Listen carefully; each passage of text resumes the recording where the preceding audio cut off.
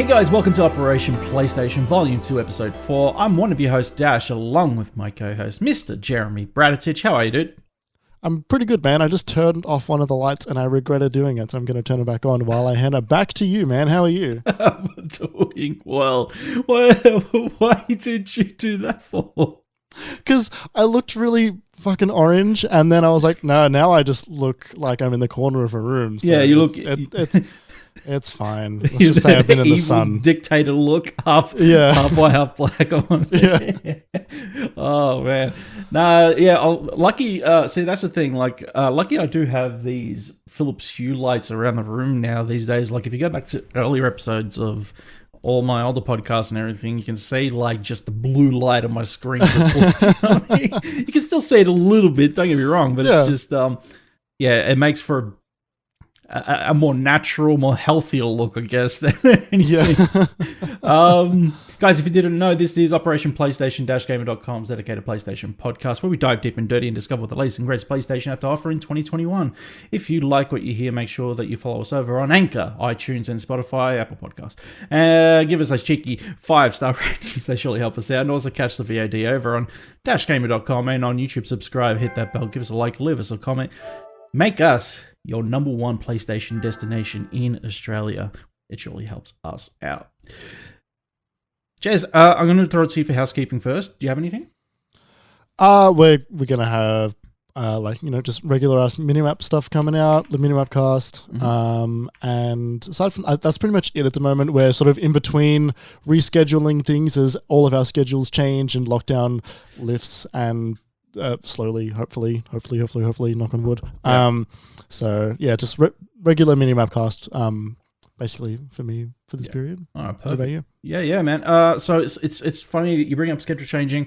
Before I get into the housekeeping, I just want to let everybody know that we may be moving days for Operation PlayStation. We might move from Wednesday to a different day during the week. We'll keep you guys posted. For now, we're still Wednesdays, but myself and Jez are having a chat about what day we think the podcast would suit better.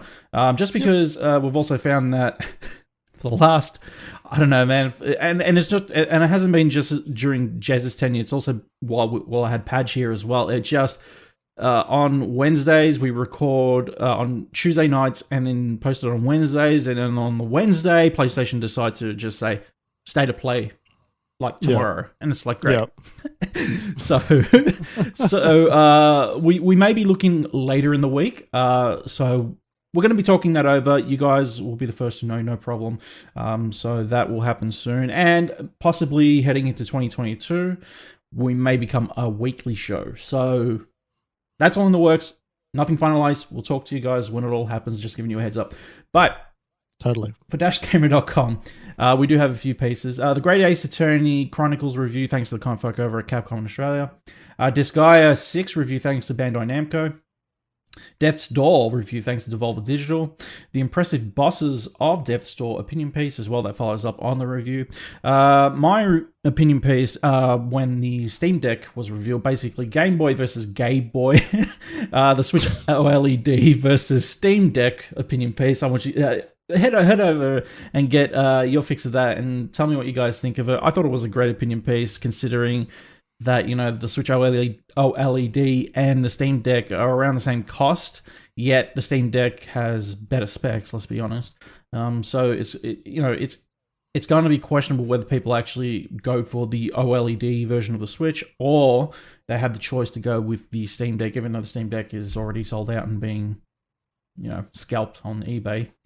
And not available in Australia. Yeah. Natively. Not yet. So, when this is posted, as this goes live, we'll also have Samurai Warriors 5, thanks to Turn Left Distribution. Zelda Skyward Sword HD, thanks to Nintendo, written by our friend Bryce DeWitt. He just handed it to me, so I've got to take a read of it. And Trigger Witch, by Rainbite. So the funny thing about that is it's actually written by a good friend of the show, Jono Peck, also part of 8-Bit. So I'll be checking that out and reviewing it. It'll be out later this week, possibly tomorrow morning if I can get it out in time. But yeah, make sure you guys check out the review on that one. Jez, we do have a packed show mainly focused on one topic. this week. Yep. So we're not going to waste any time. We're going to jump right into the news. All right, Jez. Like I said, it's mainly going to be one topic for the first at least half hour of this show. So let's jump into the first bit of this.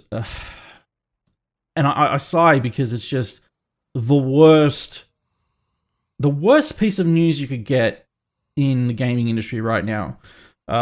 Which is from Maya Soup over at Bloomberg Law, who says Activision-Blizzard sued over frat boy culture harassment. Video game giant Activision-Blizzard, maker of games including World of Warcraft and Diablo, fosters of, quote, frat boy culture in which female employees are subjected to constant sexual harassment, unequal pay, and retaliation, according to a lawsuit filed by the California Department of Fair Employment and Housing. Fosters a frat boy, I should say. A 2-year investigation by the state agency found that the company discriminated against female employees in terms and conditions of employment, including compensation, assignment, promotion, and termination.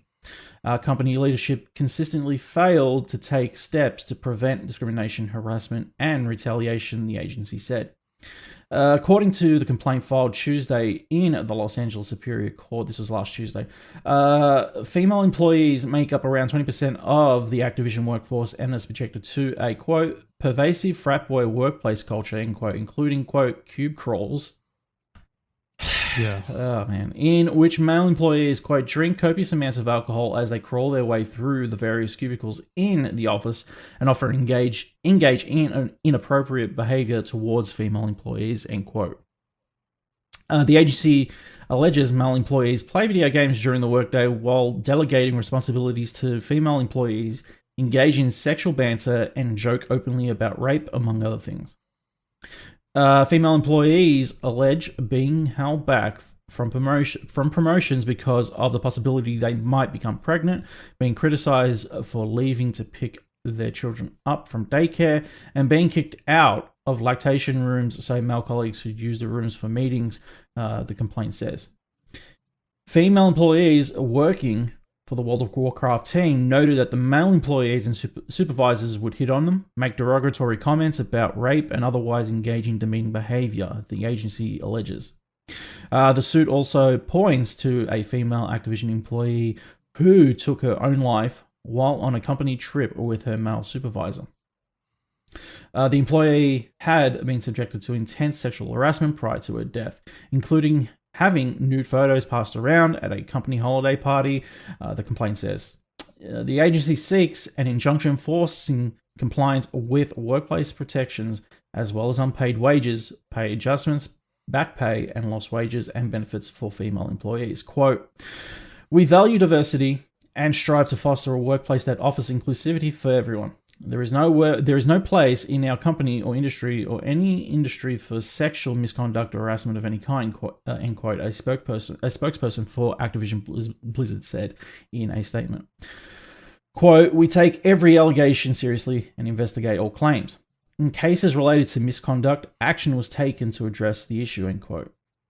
Quote, the DFEH includes distorted and, in many cases, false descriptions of Blizzard's past. We have been extremely cooperative with the DFEH throughout their investigation, including providing them with extensive data and ample documentation, but they refused to inform us what issues they perceived, end quote, the statement continued. Quote, the picture the DFEH paints is not the Blizzard workplace of today, end quote, the company said. Yeah, so... You want to go first? So, oh man, this is the first time I'm actually learning of the suicide. I didn't know about that. Where do you begin on the this is the work culture within the video game industry is really starting to get exposed, and we've seen that prior. Within Ubisoft, as you like to call out every week, every episode we've done, rightfully so. You know, this is one of those things now where things have caught up to Activision and Blizzard, where this frat boy culture has been a continuous problem that has not been fixed by the superiors that work there, management that works there, executives. These things would have been reported on numerous occasions, but the fact is, it's all kept hush-hush for the sake of, stakeholders, money. It's just all these disgusting things. Yeah, sorry, go on. Well, yeah, it's also, it's one of those things where it's kept quiet to allow it to keep happening. Yep. The men that are in charge of this and allow this to happen in such a such a systemic way, this is such a designed scenario. This stuff doesn't happen in a vacuum. This stuff doesn't happen accidentally. Yeah. This is an intentional decision made by the men in charge of Blizzard and Activision. Yep. And it's foul. It is disgusting. There's it's one of the most abhorrent stories I've ever read about the games industry.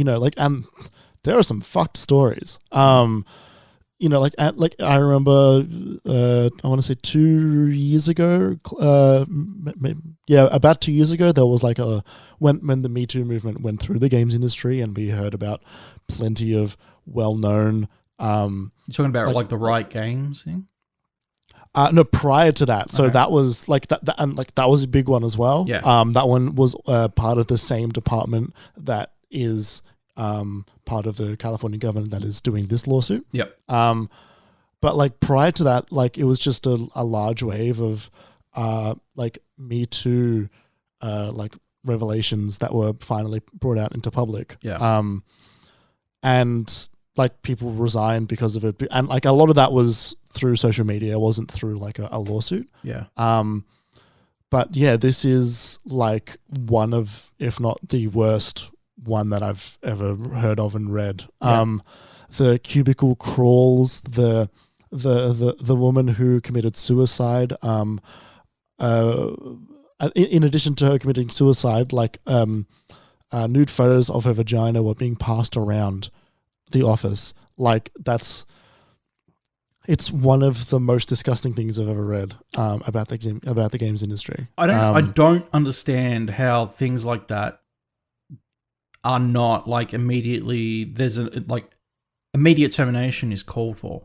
How is that not something that's publicly made?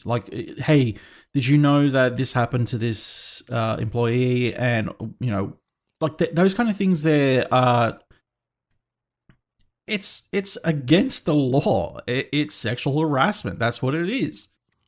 Yeah, and it's one of those things where the reason this stuff wouldn't get to a point where they would ever consider terminating anybody that has done these heinous things is because then you would have to go all the way. You would have to go up high enough that it would seriously jeopardize the leadership of the company. The buck stops with the head of the company. Yeah.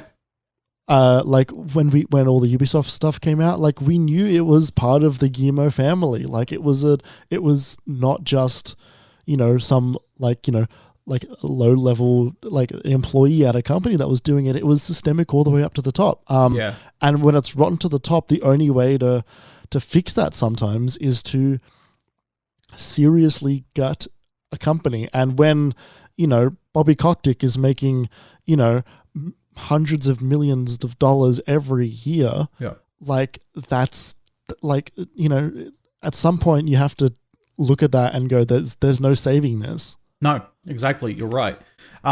It's funny that you bring up Bobby Kotick. So I actually had an article that will I put further lower on the list, but I'll bring it up now since it's perfect timing, I guess. Sure. So this one is actually from August 2nd, 2010, from Company Town. And it reads, video game mogul Kotick loses fight with top Hollywood litigator. Now, I'm going to be scrolling down to around the 7th paragraph here, where the alleger basically said, Madgiv claimed that she reported the incidents to Gordon. Now, she had a list of incidents that happened, including assault and sexual assault and harassment and all that against Bobby Kotick back as far as 2007. So she claimed that she reported the incidents to Gordon, but did not get a response. 2 months later, Kotick fired her. Gordon being the... at the time, I think was the vice president. Kotick allegedly told Madvick, quote, "The guys are unhappy with the hostile environment," end quote. She filed a suit 2 months later in January 2007 for sexual harassment, wrongful termination, failure to prevent sexual harassment, and retaliating against her when she reported the harassment, among other things. The suit did not name Activision-Blizzard, the publisher of such hit games as Call of Duty and World of Warcraft. And it goes on just below that. Kotick, Gordon, and Berg denied all allegations in response filed in February by their original attorneys at Sullivan and Cromwell. And like you said, it starts at the top.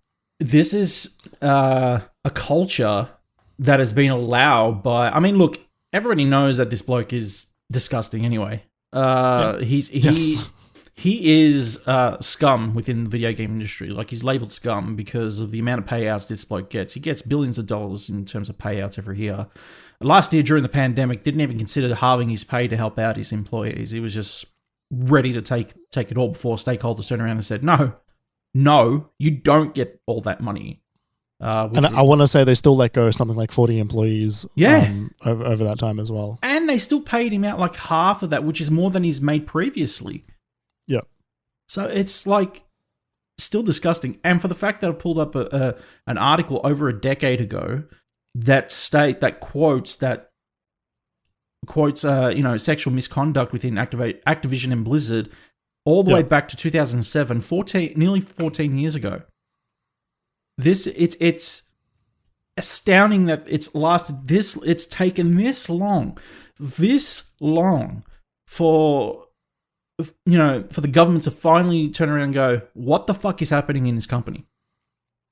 Yeah, and you have to feel for so many of the employees, because there would be so many, like, especially women in both Activision and Blizzard, and especially like minority women as well, who were in such a precarious and dangerous situation because all this stuff is happening to them or around them. Yeah.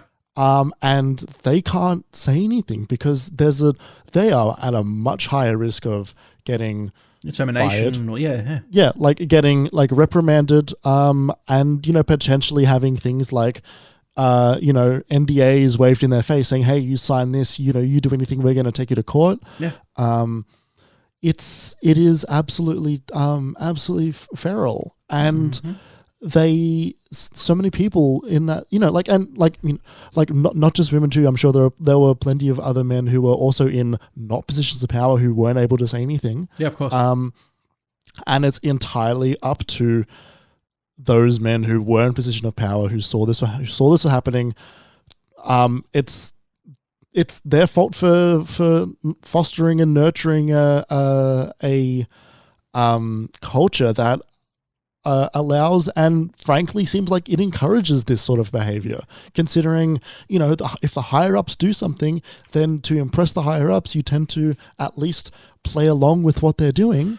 And it trickles down into just like a awful situation. Yeah.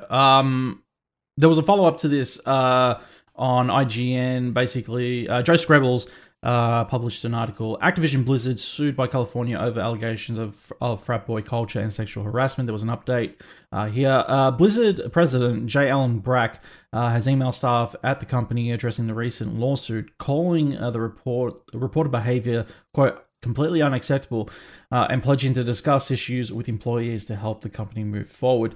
There is a tweet here just below from Jason Schreier. I am actually blocked by Mr. Schreier on Twitter because I called him out on his shit during the Cyberpunk bullshit, because he had a lot to say and nothing to back him up.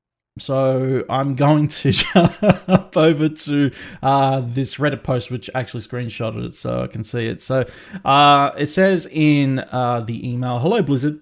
I personally have a lot," and just even the beginning of this email, hello Blizzard. Hi, that's disgusting. Anyway, I personally have a lot of emotions coming out of yesterday. Well, poor you, and I know you do too. The allegations and the hurt of current and former employees are extremely troubling. I know many of you would like to receive more clarity. While I can't comment on the specifics of the case as it's an open investigation, what I can say is that the behavior detailed in the allegations is completely unacceptable. He writes down in dot points here, "It goes without saying that this is completely unacceptable for anyone in the company to face discrimination or harassment. It goes with saying that everyone should feel safe working here, whether we are on campus at BlizzCon or working from home. It goes with saying it takes courage to come forward, and all claims brought to the company are investigated by internal and, when needed, external investigators. We take these claims very seriously. Claims can be made without fear or retaliation, and many times I attend to them personally, along with our other leaders.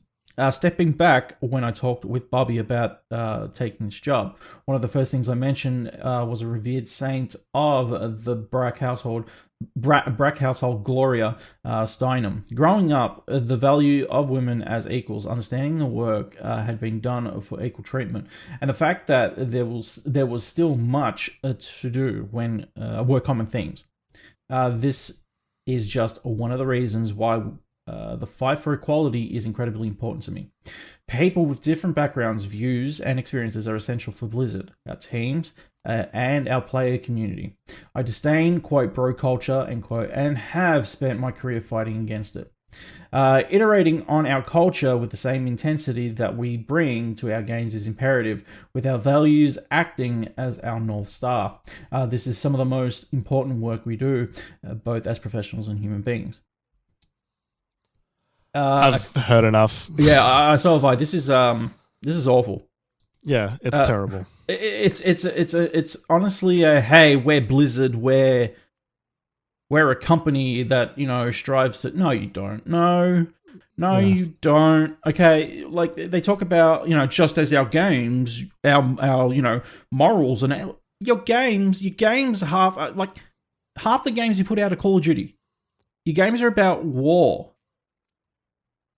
Yeah, all of that bullshit aside, fighting against bro culture while bringing out a Call of Duty game every year is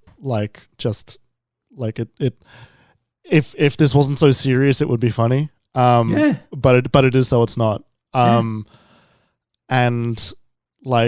this doesn't feel like a letter to anybody that works in Blizzard, because anybody that works in Blizzard is going to look at that, roll their eyes, scrunch it up and throw it in the bin. Yeah. This is like a letter to try and save face for himself and probably try to calm shareholders. It's been so where the fuck is Bobby Kotick? He hasn't put out a statement. On a yacht, who knows? The thing is, it's one of those things where the statements coming out of Activision and Blizzard, they're not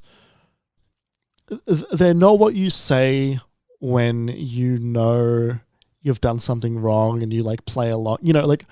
Oftentimes, a statement is something along the lines of we're looking forward to working with the state of California. We sincerely, we reject the claims and reject any idea that that this is a good thing. We condemn behavior like this, right? It's, they've thrown that in with this is wrong. Yeah. These are lies. Yeah. And we will not be slandered, basically, which is so truly awful to not even consider that this might be true when they obviously know it's true, but they are taking such a staunch, aggressively defensive, position on it that is just, It's just fucking disgusting. Yeah. Over on Twitter, Russell Brower, who was the composer, music director, and conductor for World of Warcraft, Diablo 3, StarCraft 2, actually changed his bio on Twitter, and it actually says after his credits there, wish I could get those 12 years of my life back. He just changed it to that. Yeah. And he has a banner with Blizzard crossed out. Yeah, and like Russell has actually been like I found out about this earlier today when I saw that he changed his Twitter information. He actually got shafted by Blizzard years ago. Yeah. Because I think what they were doing is they were dangling a full-time position in front of him for a very long time or something. Yeah, they like wanted that. to make him the in-house music composer, and they never did it. They said they wanted to, and they like apparently he was told like, "Hey, the contract is weeks away. Just sit tight, keep working, and never happened. And then they would just like release an expansion, which is like it is mind blowing the level of incompetence that it takes to do that to someone like a composer, because. Like as unfortunate as it is, a lot of the time artists, programmers, designers as well, QA definitely, they are semi-expendable in their roles in terms of like there are a million students in line waiting to get a job at a company like Blizzard Activision. Yeah.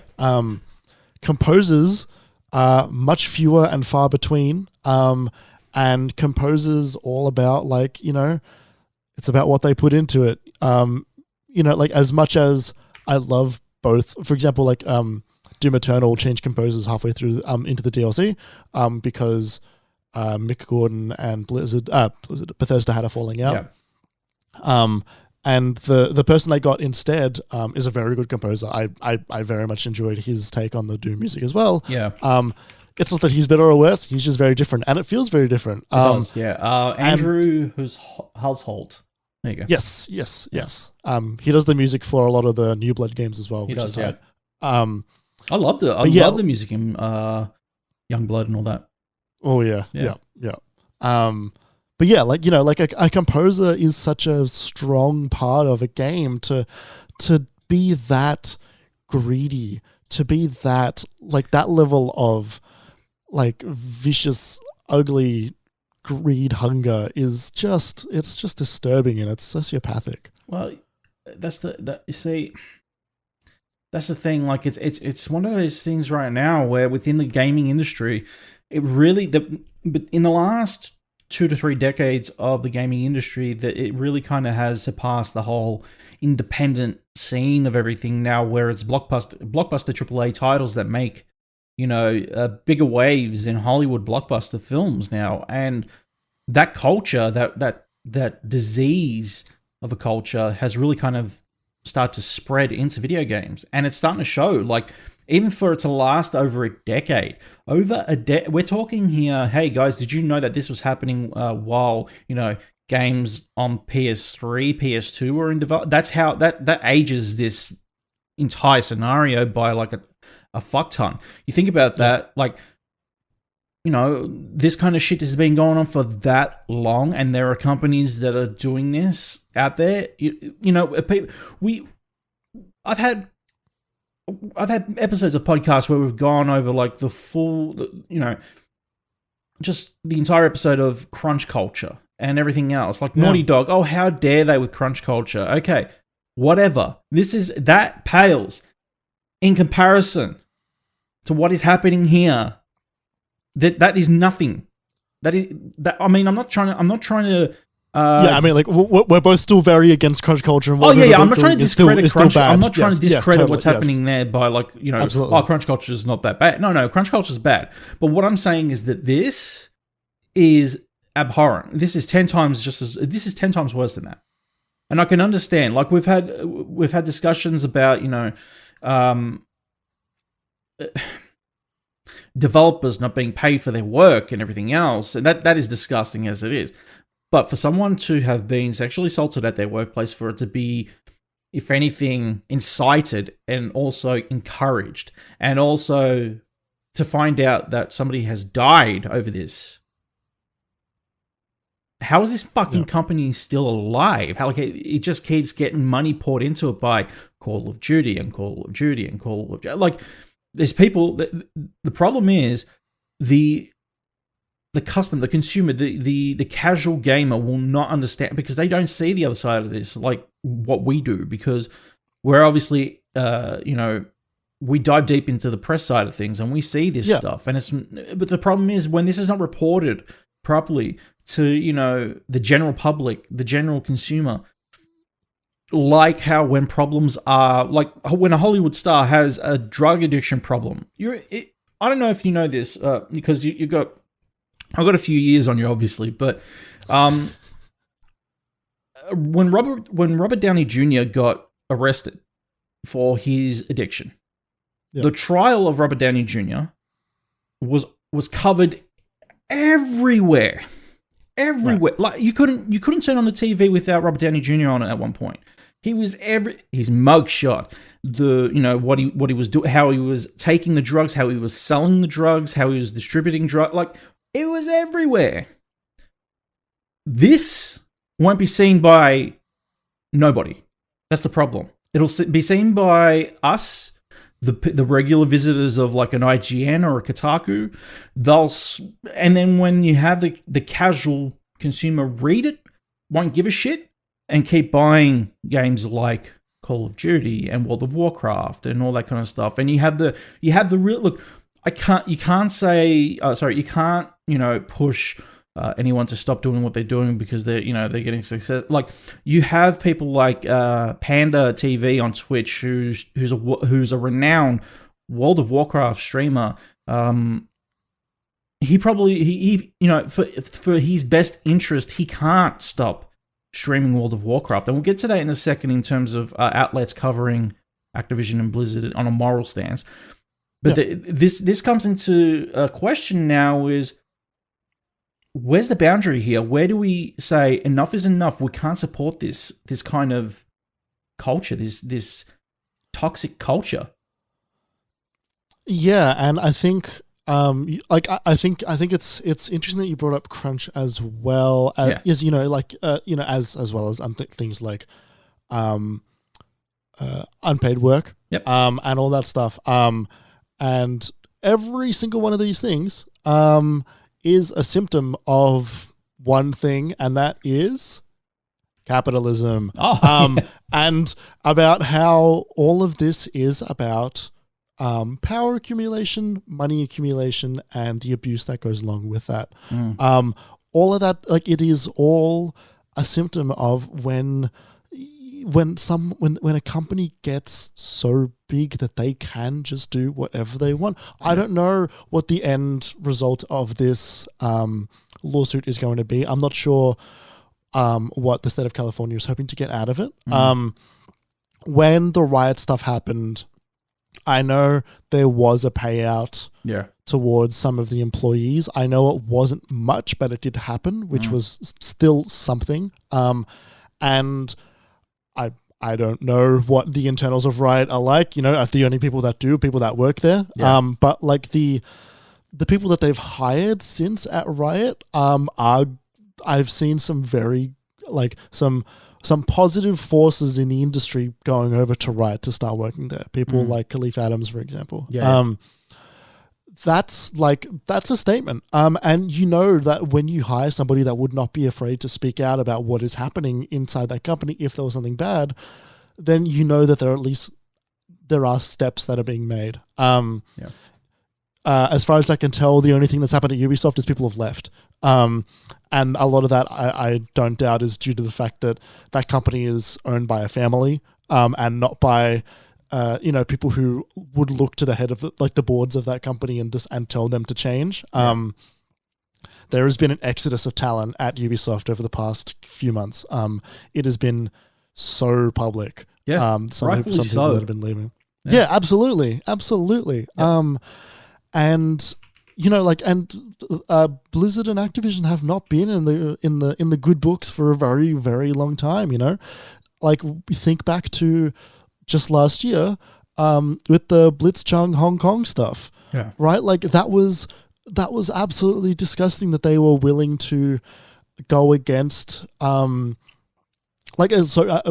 basically go to bat for a state that was, actively trying to stop and silence protesters that were protesting for their own rights. It was disgusting, and seeing all of those Blizzard employees actively protest in their own studios was it was great to see. Yeah. And and seeing a group of people collectively do something as a union. Now, a lot of this stuff wouldn't happen if there were unions. Unions doesn't stop abuse. It doesn't stop things like that. But what it does is it gives you a seat at the table. Oh, yeah. It gives the workforce, it gives the working class power. I would be so sure that if anybody said the word union out loud inside of Blizzard or Activision, then their rectums would be fucking tightening. That's what would happen. Somewhere, some camera would zoom in on that person and the lens would just enemy of the zoom state. In on their face. Yeah, right. Yeah. And it's a lot of this stuff is, just awful capitalist behavior to keep the status quo. This awful power, oppressive, very oppressive towards women, towards minority folks, people of color, to keep them without the power. Yeah, and you bring up Ubisoft, Yves Guillemot, the bloke is a co-founder of that company. For him to continue to work there under these allegations that have been made, and to not even come out with a proper statement.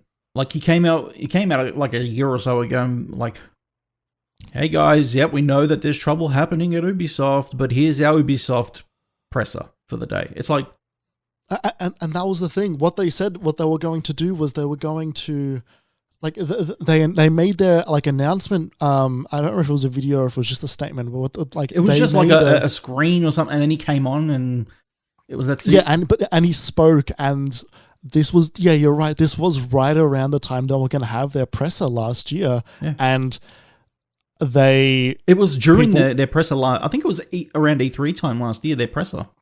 It was, and they were asked, are you going to talk about this at E3? And they were like, no, we don't have time, unfortunately, to add this video to the beginning of the... Which is a lie, right? Stuff like that would take a second to do. Us.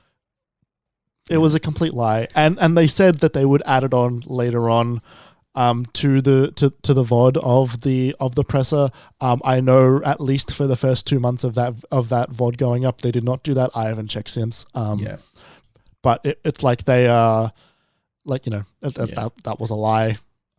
Just like this statement coming out of Activision Blizzard. Like what you're hearing today?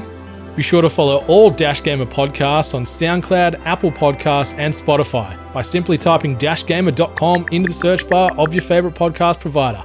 And don't forget to check out our gaming, anime, and pop culture related news on dashgamer.com. Now back to the show. So there's more to this. This one comes by way of co-founder of Warcraft, Chris Metzen's Twitter. He put out a statement as well, and he basically said in his initial tweet, it was, "This is later than it should have been. Here's my response." I'll only briefly go over the first few paragraphs.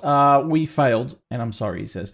"To all of you at Blizzard, those of you I know and those of you whom I've never met, I offer you my deepest apologies for the part I played in a culture that fostered harassment, inequality, and indifference. There is no excuse. We failed too many people when they needed us because we had the privilege of not noticing, not engaging, not creating necessary space for the colleagues who needed us as leaders. I wish my apology could make any kind of difference. It can't. After reading so many of the experiences that have been shared over the past few days, a lot of common themes scream out. I was conditioned to think it was normal. I never spoke up for fear of reprisal. I didn't trust HR. Nothing was going to change anyway. On and on it goes. Friends and colleagues, people I have valued and admired for years, were directly harmed because I was not present enough to listen to hear these stories when it mattered. Again, it really does.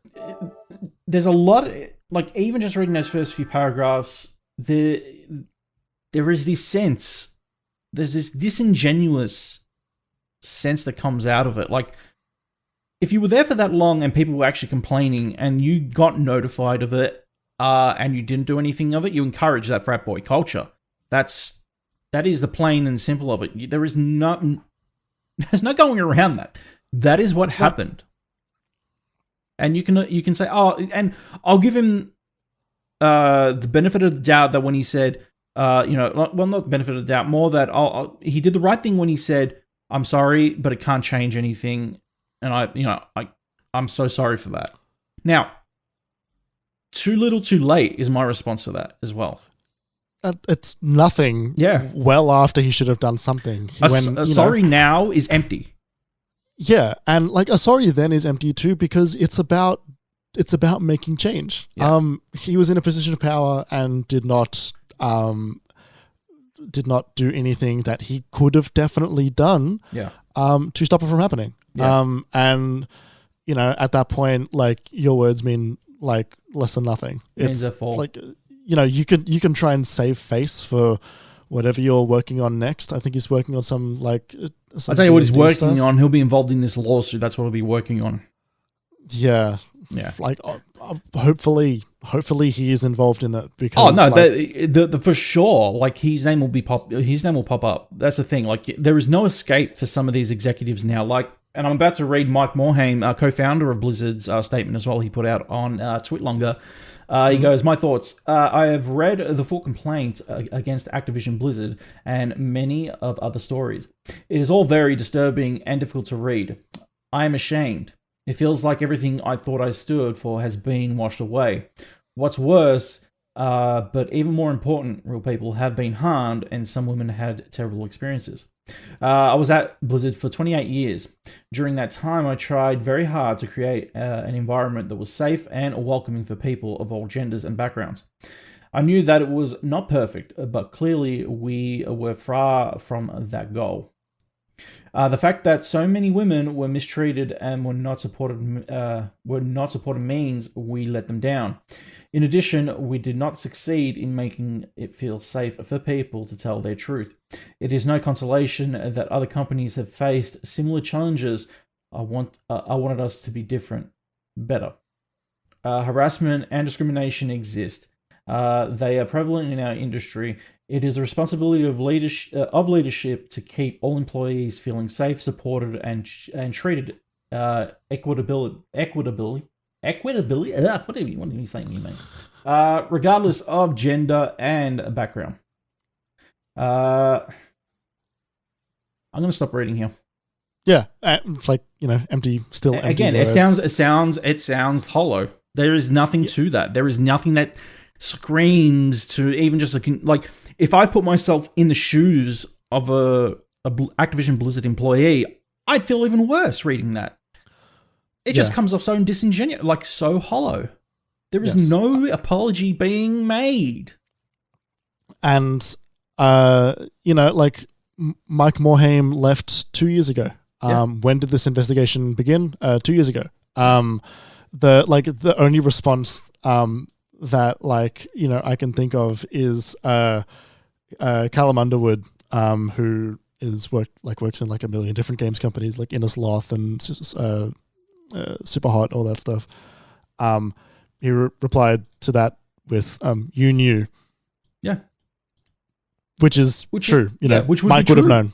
Yes, Mike would have known. There's no that Mike's words mean jack all. Yeah.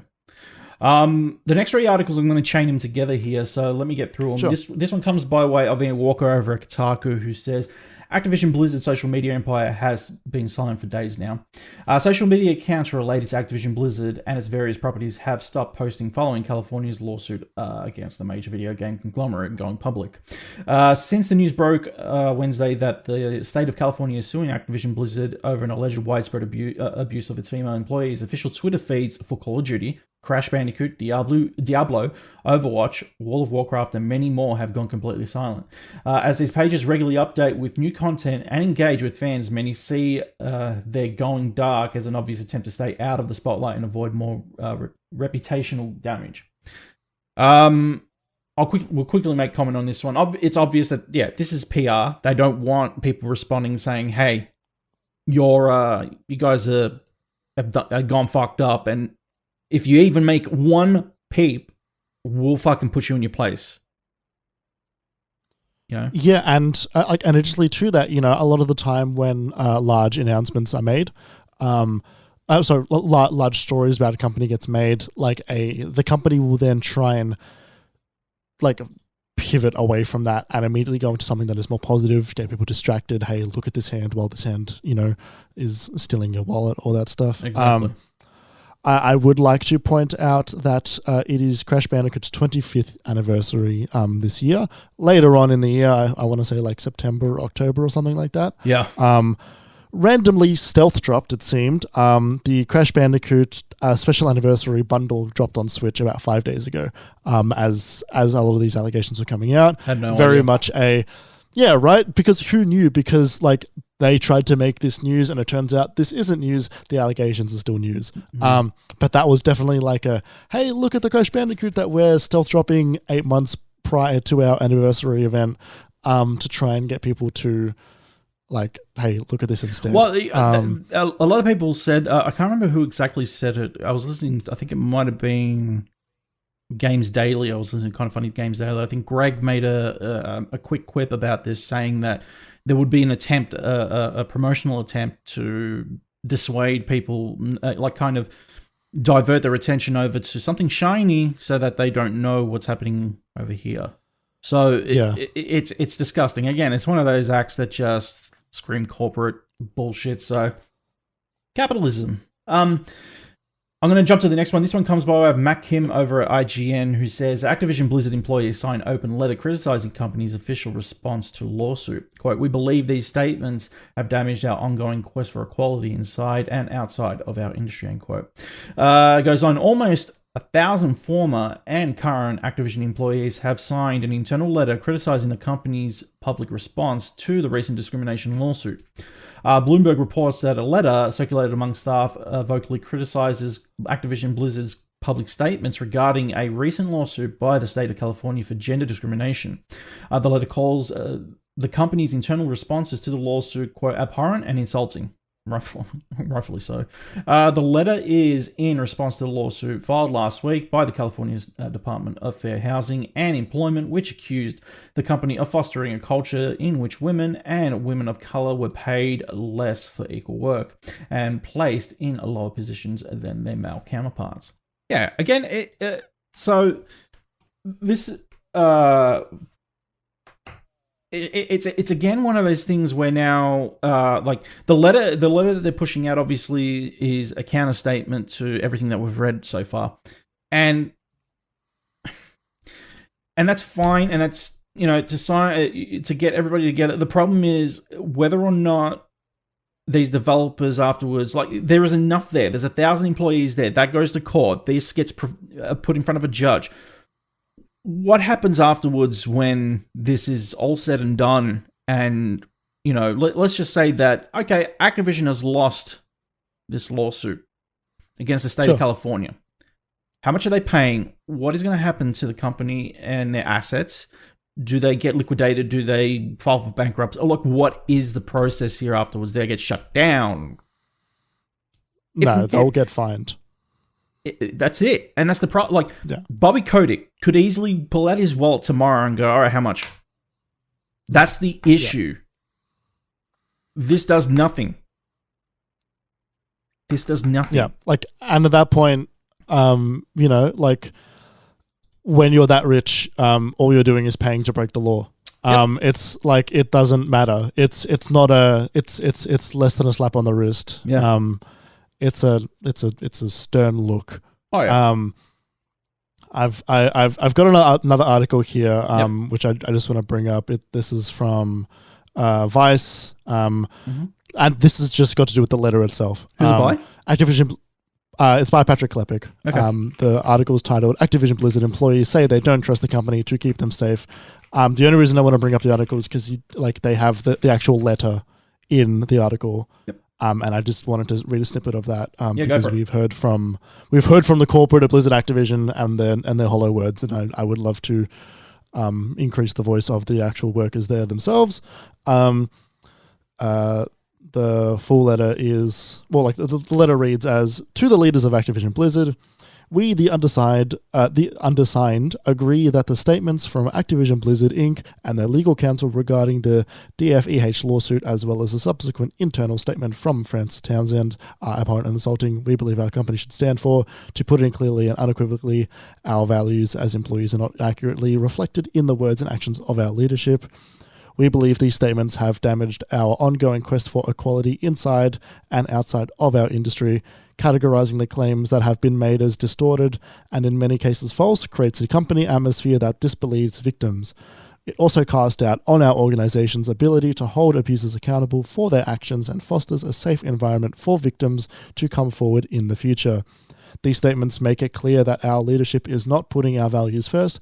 Immediate corrections are needed from the highest level of our organization.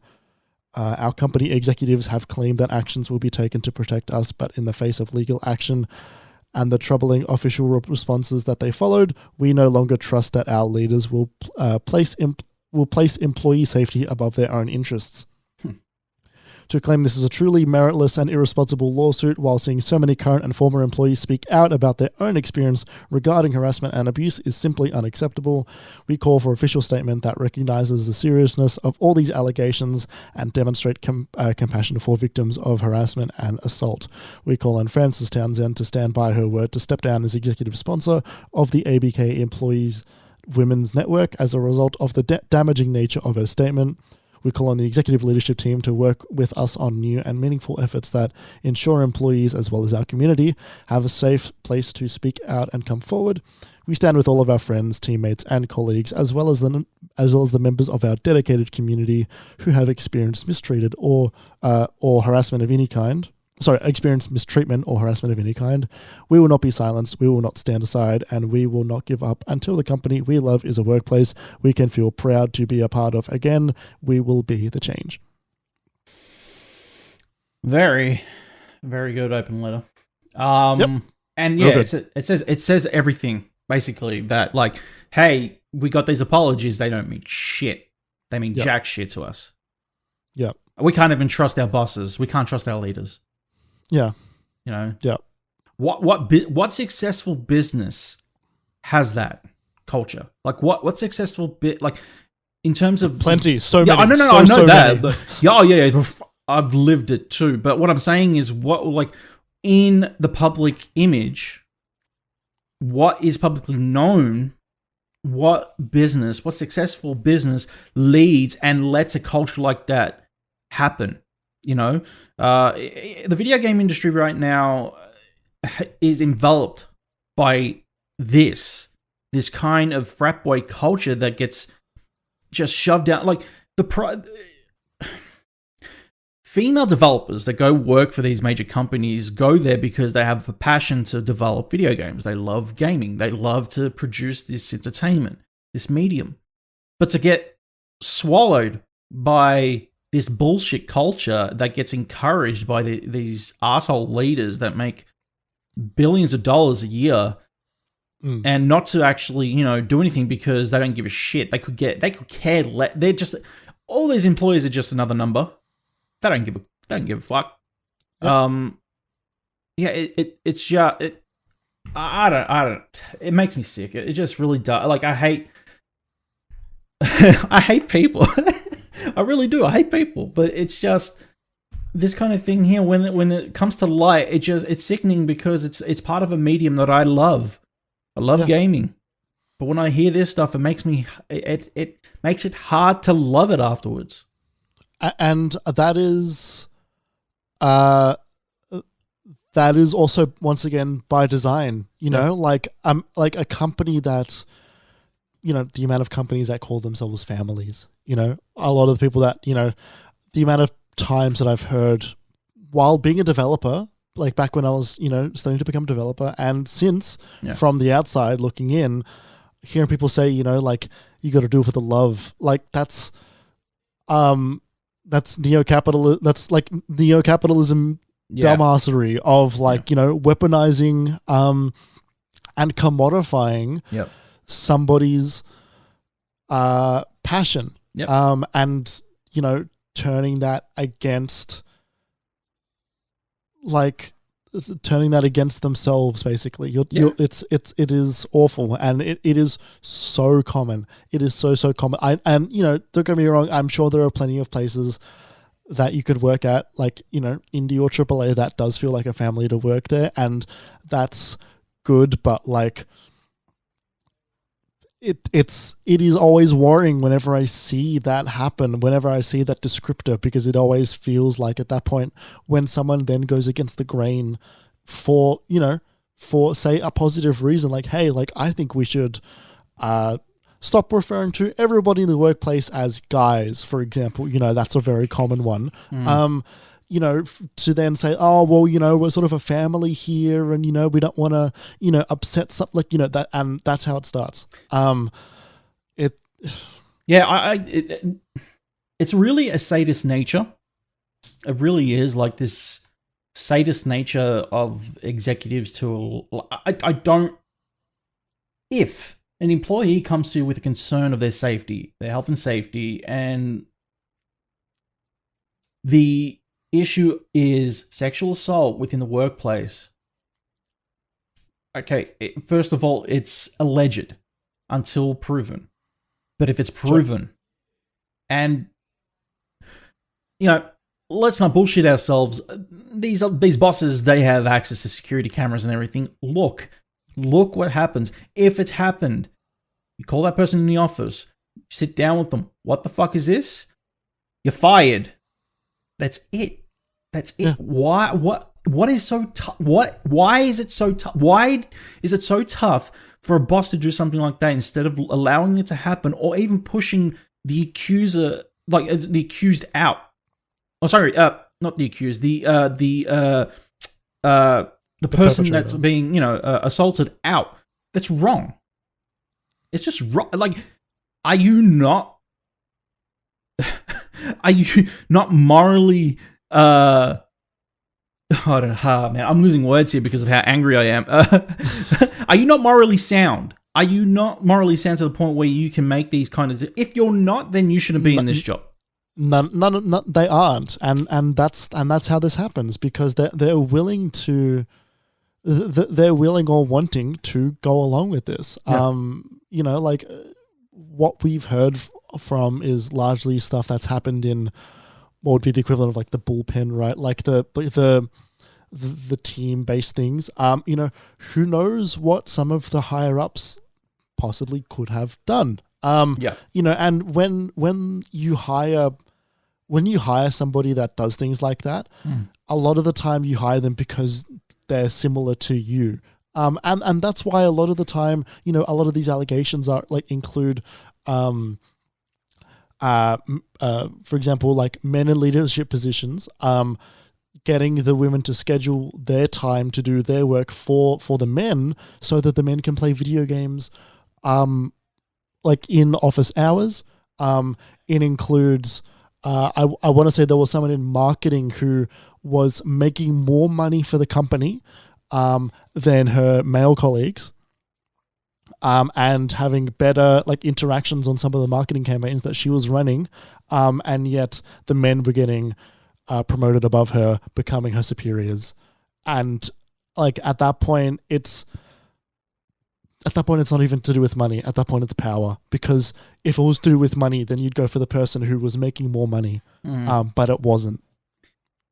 So So this final article in the topic comes by way of Ari Notice over at Kotaku. I'm not going to read the entire article, just read the headline because it tells the entire story of it, which is some gaming websites, YouTube channels, whole coverage of Activision and Blizzard games. And yeah, honestly, they have right. See, this is where I, as a editor and an owner of Dash Gamer, obviously have. Like, I obviously have a fork in the road in terms of what happens next, because obviously I cover Activision on the website as well. I review Activision and Blizzard titles because they're part of media that, those opportunities come. But it's one of those things where, do we stop? Do we keep going? Like, we don't know. I don't even know. It's something that I have to sit down with my writers and my entire team, including yourself, obviously, if, we're going to be continuing covering Activision on this show or even on reviews, or because I know that, like, I spoke with one of my writers this week and he even said, I don't want to cover Ubisoft. I'm like, dude, that's fine. You don't have to, it's one of those things as well where I had to have that discussion with him. Like, would you be upset if we did continue to cover Ubisoft on the website? And, it's one of those things where even I was like, man, where do I even sit with this? Like, I didn't even know. It's really a difficult decision to make because it's basically shit gets thrown at you in this position. This shit gets thrown at you, and you're not even part of the problem. But then afterwards, you see that, and you're like, man, I could really be part of that problem afterwards if I keep pimping out. Like, I could say, Call of Duty, the next one is awesome. You should buy it. Should I be saying that? Am I supporting that frat culture by saying that? Yeah. And like for the past 2 days, I've been thinking the exact same thoughts. Like, what do we do at Minimap? Yeah. How do I go forward morally covering stuff like this? Yeah. And like, there's no, like, like yourself, I don't have an answer for that yet. And it's harder as well because big releases, especially for outlets, they do numbers. They allow you to grow your audience, and our audience Minimap quite small. Definitely smaller than yours, Dash. And oftentimes I sort of like I take what I can get. More often than not, and that's like like at the end of the day, I feel like I'm not very much actively contributing to this stuff, but some of this stuff is just so heinous that I don't know how I want to continue covering it. It's something that you and Kerry would have to sit down and be like, what do we do? Yeah, right. And Kerry and I have spoken about it in the past. Like when the crunch stuff was coming out at Naughty Dog, that was around the time that Last of Us 2 was coming out. Yep. And I remember Kerry had plans to, and then it didn't end up happening anyway, but he was planning on not buying the game, but buying it pre-owned. So at least that way his money would not be going towards the developers. Immediately. It's harder to draw the line as a smaller outlet because you have to sort of like play nice, play ball. Well, like it's not even that, because we're not even in the league of playing ball with any of the publishers. No. It's more about like see where the wind goes. Yeah. I'm not going to buy like me personally. I'm not going to buy any Activision games. At least brand new. I'm like I was very curious about a new Overwatch. Very curious about Diablo 2 remastered. All that stuff. A lot of people were. Yeah, I'm not. I can't. See, and that's the thing. Like being in this privileged situation, in this luxury, where obviously being an outlet, we do get review codes for titles. Yeah, exactly. Yeah, and you've got publishers to talk to. See, okay, so and here's the thing too. I want to make this abundantly clear. When we talk about Activision and Blizzard, we're talking about the US direct development company and studio. The PR agencies that we work with here in Australia are absolutely great people. I deal with Caitlin from Ground Agency, and she's awesome to communicate with. the people over, here, that's the thing. Like when it comes to like PlayStation and everything else, we go through third parties. We don't go directly through. Sometimes we do go directly through Sony, but that also is like in communication with Poem, who is in charge of PlayStation, handling PlayStation in Australia, much like Pulse are in charge of Xbox. So the thing is, when I talk to PR agencies and everything else in terms of like review codes and everything else, they're separate to what. So for example, Ground, when they get the codes to distribute, they're just doing their job. Yeah. When they come to me and say, "Hey, we got the next Call of Duty for you to review," morally, for me, it's one of those things where, okay, I'm not necessarily funding. I am putting out a statement that says whether it's a good or bad game. Who am I supporting here? It's more that in our position, we're in a moral stance that Ground Agency is the one that I'm actually kind of appeasing here, not Activision directly. The problem is Ground Agency has to go work through Activision. They gotta answer Activision directly. It's such a, I don't know how to explain the situation. It very is like a win-lose situation. Yeah. And like it's, like I think, especially when, especially in Australia, the amount of middle people that are in between the larger companies and the smaller outlets, like it's like it's so like it is a lot more removed than then, for example, being a content creator who gets approached by a company to do like a sponsored video, for example, on a game. Like a lot of I'm not saying all content creators. There are many content creators who are used as part of the advertising arm for larger companies, especially in companies like Activision-Blizzard, especially in games like Call of Duty, World of Warcraft, Overwatch, all that stuff, right? Yeah. Those larger content creators who then do their content in a marketing sense, they might get brought on to be in commercials for the game, or get brought on to be in a like community spotlight video to help, say like, hey, like this game's listening to the community's feedback and all that stuff. Yeah. Those would be the ones that I would hope would take a stand, as well as some of the larger outlets, which often talk about social issues in games, talk about crunch, talk about abuse, harassment, awful culture. I hope as well, because they get a lot of eyes on their stories. Like it would be a very good showing of solidarity if they did not play ball, basically.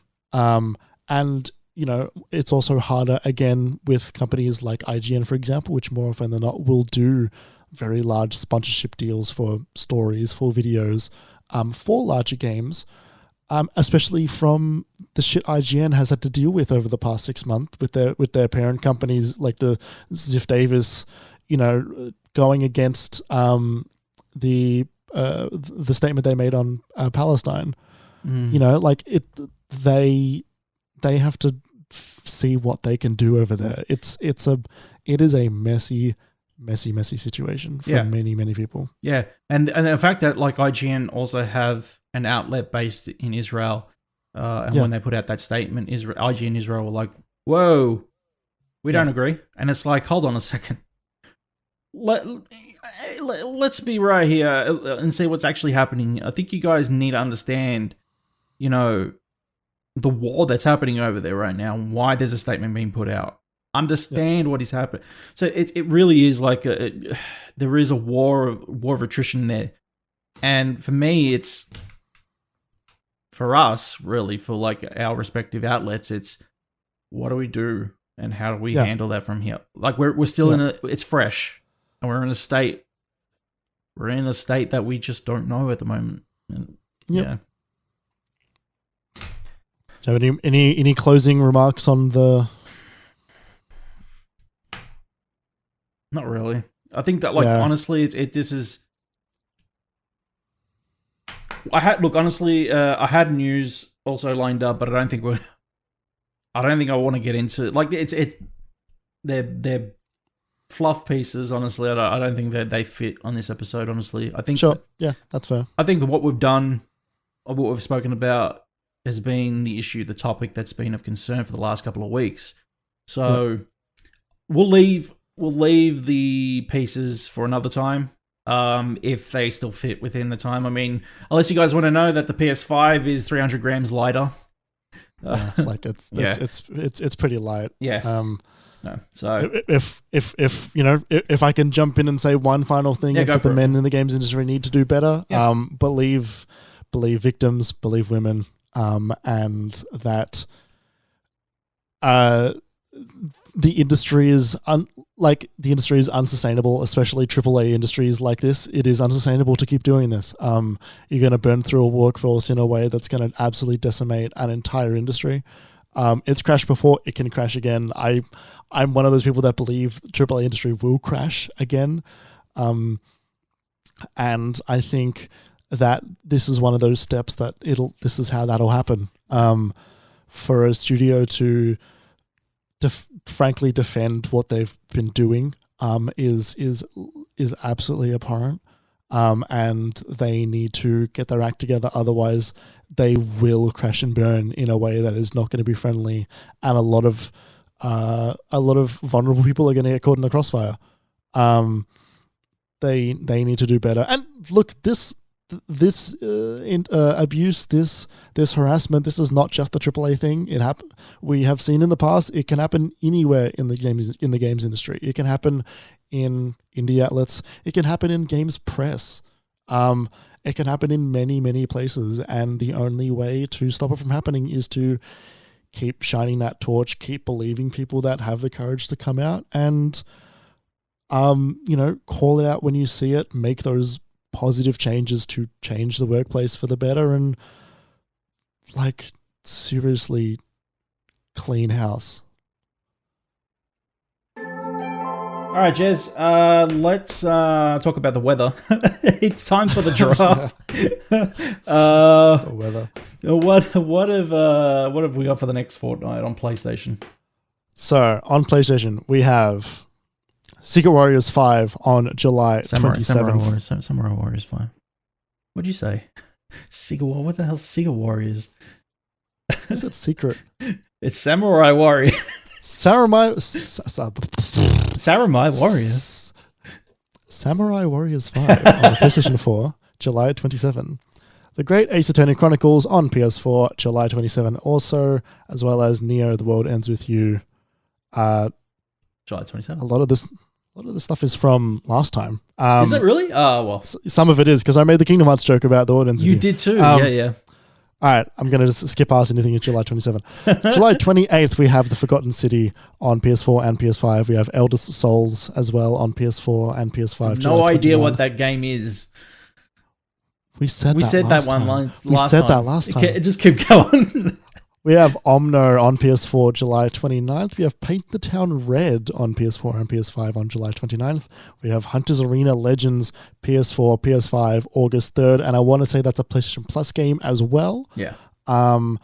In Sound Mind on PS5, August 3rd. Dodgeball Academia on PlayStation 4 on August 5th. The Falconeer Warrior Edition, PS4, PS5, August 5th. Action Arcade Wrestling PS4 on August 10th, and Black Book PlayStation 4 on August 10th. Yeah, interesting lineup for the next couple of weeks. Any of those you're interested in? So it's funny. Neo, The World Ends With You. I brought this up last time that I probably wasn't going to, but I am now. Thanks to the kind folk over at Bandai Namco. Received a code in my inbox this morning, so I'll probably be checking that one out. You anime boy. Yeah, I know. I'm a big weeb boy. But I'll be checking that one out. I other than that, this list is very bare in terms of wanting to actually play anything. Very strange. I'm interested in the game Paint the Town Red because I have no idea what that means, and it sounds like an indie game that I would like. I was going to say that does sound interesting, that title. So I do want to see the trailer. I might check it out after we're done. Guys, this has been an unconventional episode of Operation PlayStation.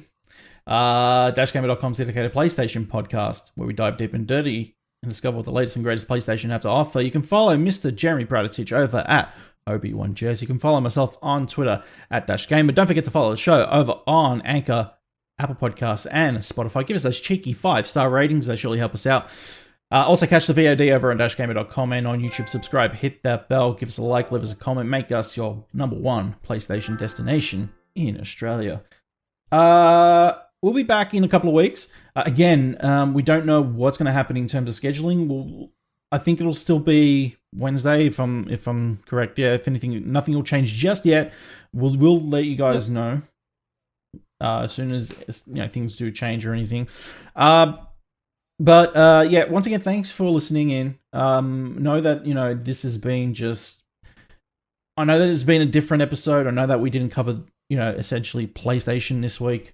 But I think it was an important episode for us to kind of discuss what was happening within the industry, especially going over everything for the last couple of weeks and seeing what had been happening, and it not being the first time, but now being a time where it means more than ever that the gaming industry really needs to kind of take a step back and have a look at itself and reassess their moral standards and their what they are doing. So yeah, absolutely. And especially I've seen people online sort of complaining that this is the only news that they can see and they just want to get back to regular games news.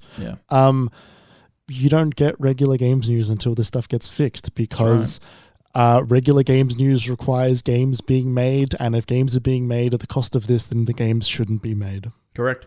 100%. Guys, we'll see you in 2 weeks, but until then, this operation is complete.